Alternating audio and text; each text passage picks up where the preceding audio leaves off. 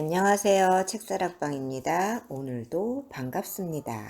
오늘 두 번째 시간 깨어나십시오. 분도출판사 앤소니 드 멜로지움 김상준 옮김. 깨어남. 영성이란 깨어남을 뜻합니다. 대부분의 사람들은 그런 줄도 모르긴 하지만 잠들어 있습니다.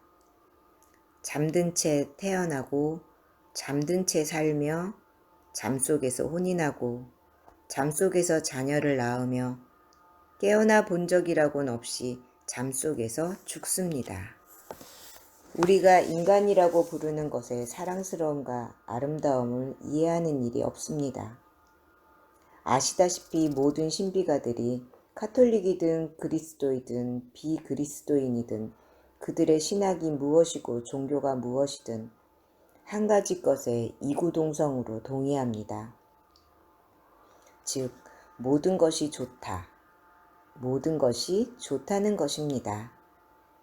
비록 매사가 뒤죽박죽이더라도 모든 것이 좋다고 합니다. 확실히 이상한 역설이죠. 그러나 슬프게도 대부분의 사람들은 잠들어 있기 때문에 모든 것이 좋다는 것을 이해하는 일이 없습니다. 악몽을 꾸고 있는 겁니다. 작년에 스페인의 텔레비전에서 한 신사 이야기를 본 적이 있는데 이 점잖은 어른이 아들의 방에 가서 문을 두드립니다. 얘야, 일어나거라. 일어나고 싶지 않아요, 아버지. 아버지가 소리칩니다. 일어나, 학교 가야지. 학교에 가고 싶지 않아요. 왜 싫어? 3가지 이유 때문이에요. 첫째, 거긴 너무 시시하고, 둘째, 아이들이 성가시고, 셋째, 전 학교가 싫어요. 그러자 아버지가 말씀하십니다. 그래, 그럼 난 네가 왜 반드시 학교에 가야 하는지 3가지 이유를 말해주마. 첫째, 그건 네 의무고, 둘째, 내 나이가 45살이고, 셋째, 넌 교장이기 때문이다. 일어나십시오. 잠을 깨십시오. 여러분은 어른입니다. 잠들어 있기에는 너무 컸습니다. 깨어나십시오. 장난감 놀일랑 이제 그만두십시오. 대부분의 사람들이 유치원에서 나오고 싶다고들 하지만 믿지 마십시오. 믿지 마세요. 그들이 원하는 전부는 부서진 장난감들을 고쳐달라는 겁니다. 내 아내 돌려달라. 내 직업 돌려달라. 내 돈 돌려달라. 내 명성, 내 성공 돌려달라. 이게 그들이 원하는 겁니다. 장난감들을 되찾아 놓으려는 거죠. 그게 다예요. 최고의 심리학자도 사람들은 치료받기를 진정으로 원하지 않는다고 말할 것입니다. 사람들이 원하는 건 안도하는 겁니다. 치유란 고통스러운 법이니까. 아시다시피 잠에서 깨어난다는 건 즐겁지 않죠. 침대에 누워있을 때가 기분 좋고 안락하죠. 깨워진다는 건 짜증스러운 노릇이죠. 이 때문에 지혜로운 구루는 사람들을 깨우려 하지 않습니다. 나도 이 점에서 현명한 태도를 취하게 되기를 바랍니다. 여러분이 잠들어 있더라도 결코 억지로 깨우려 들지는 않으렵니다. 내가 때때로 깨어나십시오 라고 말한다 할지라도 실은 그게 내가 할 일은 전혀 아닙니다. 내 본분은 내 일을 하는 것이고 내 춤을 추는 것입니다. 만일 여러분이 거기서 득을 본다면 좋은 일입니다. 만일 그렇지 못하다면 매우 애석한 일이고요. 아랍인들 말 맞다나 비는 모두 똑같지만 풀밭에 가시나무가 자라기도 하고 정원에 꽃이 자라기도 한다. 그거죠. 자기 관찰. 누군가가 여러분에게 도움이 될 수 있는 유일한 길은 여러분의 관념들에 도전하는 데 있습니다. 만일 여러분이 들을 준비가 되어 있다면, 그리고 도전받을 준비가 되어 있다면 아무도 여러분을 도울 수 없고 여러분만이 할 수 있는 것이 한 가지 있습니다. 가장 중요한 그것은 무엇이겠습니까? 자기 관찰이라는 것입니다. 거기서는 아무도 여러분을 도울 수 없습니다. 어떤 방법을 제공할 수도 없습니다. 어떤 기법을 제시할 수도 없습니다. 어떤 기법을 선택하는 순간 여러분은 또다시 조정되고 설계되는 겁니다. 자기 관찰, 자신을 살피는 것은 중요합니다. 그것은 자기 집중과는 다릅니다. 자기 집중이란 자기 몰두로서 이때는 자기 자신에 대해 염려하고 걱정하는 때입니다. 내가 말하려는 건 자기 관찰입니다. 그것은 무엇일까요? 자기 내면이나 주위에서 되도록 모든 걸 살펴보되 마치 다른 사람에게 일어난 것처럼 살펴보는 걸 말합니다. 뒷말은 무슨 뜻일까요? 자기에게 일어나는 일을 의인화하지 않는다는 뜻입니다. 즉 마치 자기와는 아무 관련이 없는 것처럼 그 일을 바라본다는 뜻입니다. 우울과 불안으로 고통받는 이유는 자기가 그것들과 동일화하기 때문입니다. 나는 우울하다고들 말합니다. 그러나 그건 틀린 말입니다. 내가 우울한 게 아닙니다. 정확히 표현하자면 나는 지금 우울을 체험하고 있다고 말할 수 있겠죠. 나는 우울하다고는 좀처럼 말할 수 없습니다.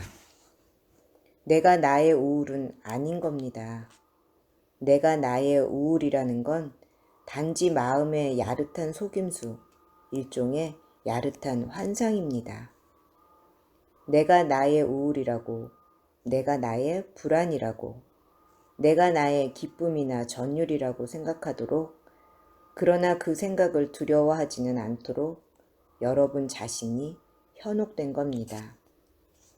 나는 기쁘다 할 때 분명히 내가 기쁨인 것은 아닙니다. 기쁨이 지금 내 안에 있더라도 이럭저럭 그 기쁨은 변할 겁니다. 기쁨은 영속하지 않습니다. 결코 지속되지 않습니다. 계속 변하죠.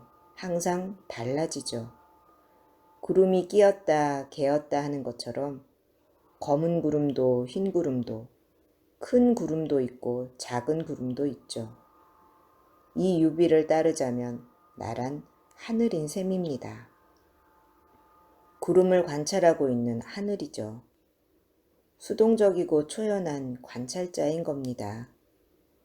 내가 간섭하고 있지 않은 것입니다. 이건 특히 서구 문화에 젖은 사람에게는 충격적인 일이죠. 간섭하지 마십시오. 그 무엇이라도 고착시키지 마십시오. 살피십시오. 관찰하십시오.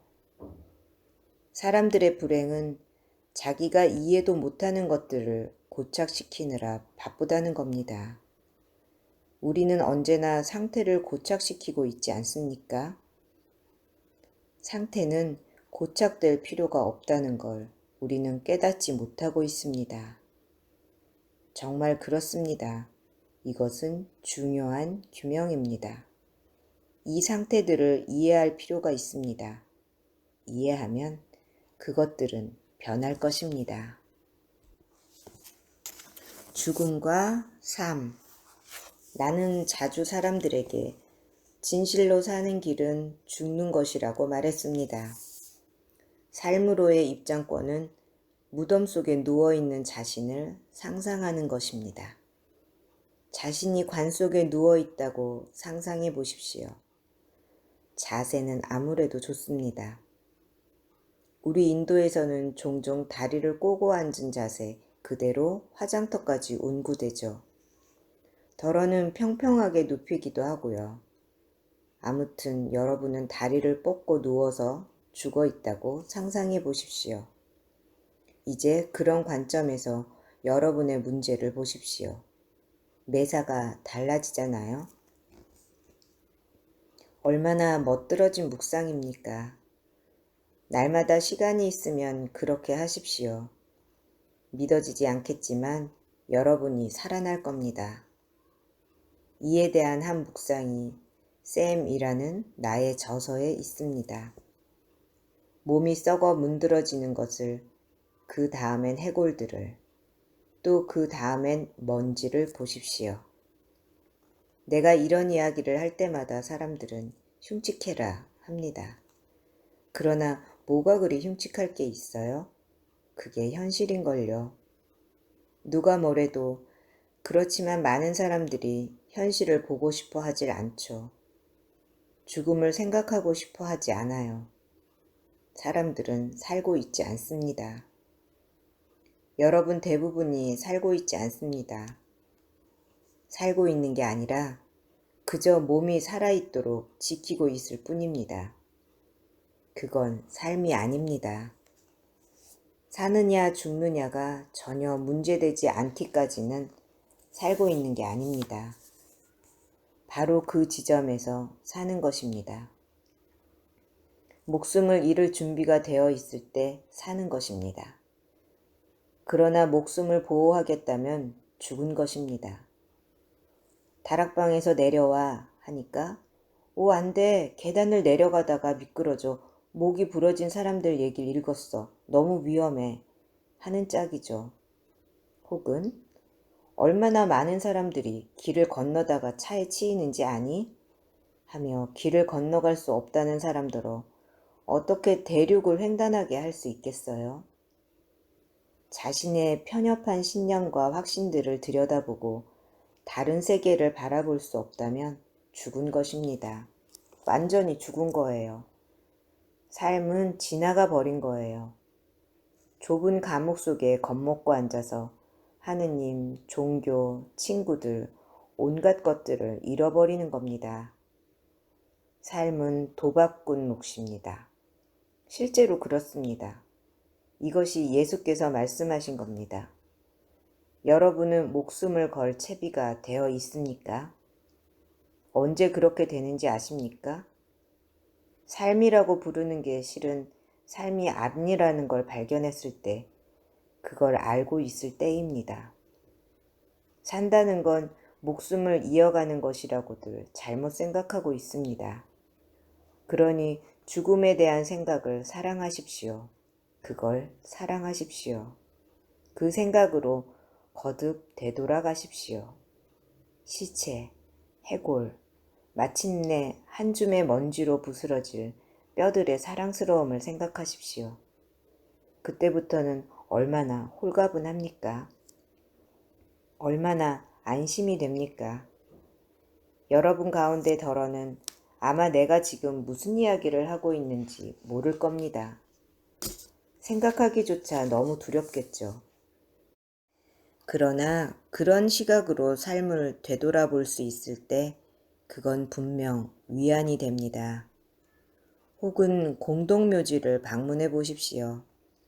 대단히 마음을 정화하는 아름다운 경험이 됩니다. 한 이름을 보고 말하는 겁니다. 아이고, 저렇게나 오래전에 살았구만. 200년 전이라니. 그도 나처럼 온갖 문제가 있었고 수많은 불면의 밤을 지새웠겠지. 한 이탈리아 시인이 말했죠. 우리는 찰나의 낮을 살고 있다. 저녁이 오면 영원한 밤이다. 그런 찰나의 낮을 우리는 허송하고 있습니다. 불안, 걱정, 염려들을 짊어지고서 허송하고 있습니다. 그런데 이런 묵상을 하다 보면 그저 지식으로 끝날 수도 있지만 깨달음에 이를 수도 있습니다. 그리고 깨달음의 순간 새 사람이 됩니다. 적어도 그 깨달음이 지속되는 한은 그렇습니다. 그때 여러분은 지식과 깨달음의 차이를 알 겁니다. 최근에 한 천문학자 친구에게서 천문학에 관한 기초적인 것들을 좀 들었습니다. 듣기 전에는 몰랐던 건데 우리가 태양을 볼 때 그건 8분 반 전의 태양을 보는 것이지 태양이 지금 거기 있는 건 아니더군요. 태양 광선이 우리에게 도달하기까지는 8분 반이 걸리니까요. 그러니 우리가 보고 있는 건 거기가 아닌 다른 데 있는 거죠. 별들의 빛도 수백, 수천 년 걸려서 도달하니까 우리가 보는 별들은 우리에게 보이는 거기가 아닌 다른 곳에 있겠죠. 그 친구는 말하더군요. 한 은하계나 온 우주를 상상해 본다면 우리의 이 지구는 은하계의 중심은커녕 그 꼬리 쪽으로 사라져 버릴 것이다. 그리고 별마다가 한 태양인데 덜어는 우리의 태양과 지구와 그 사이의 거리를 합한 것만큼 큰 것도 있다. 제래의 추산으로는 은하계가 1억 개나 된다. 우리가 알고 있는 대로 우주는 매초 200만 마일의 비율로 확장 중이다. 나는 넋을 잃고 그 모든 이야기를 듣고 있었습니다. 그리고 우리가 식사하던 식당에서 나왔을 때 나는 위를 쳐다보았는데 다른 느낌이 들더군요. 삶이 달리 지각되었어요. 그것이 깨달음입니다. 그러니까 이 모든 것에서 냉정한 사실만을 발견할 수도 있고 혹은 문득 삶에 대한 다른 지식을 얻을 수도 있는 겁니다. 우리는 무엇이냐? 이 우주란 무엇이냐? 인생이란 무엇이냐? 그런 느낌에 이를 때 그게 바로 내가 깨달음을 얘기하면서 뜻하는 그것입니다. 오늘은 여기까지입니다. 감사합니다. 사랑합니다. 축복합니다. 오늘도 제가 당신을 응원합니다.